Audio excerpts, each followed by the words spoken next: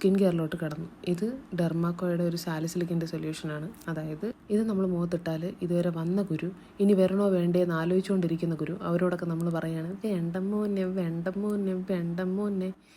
ഇനി വേറൊരെണ്ണം കൂടെ നമ്മൾ ഇടുന്നുണ്ട്, അത് കോജിക് ആസിഡാണ്. അതായത് ഇതുവരെ വന്നു പോയ കുരുക്കളുടെ സ്മാരകം നമ്മുടെ മുഖത്തുണ്ടല്ലോ, ആ കുത്തും പാടുമൊക്കെ മാറാനുള്ളതാണ് ഈ കോജിക് ആസിഡ്.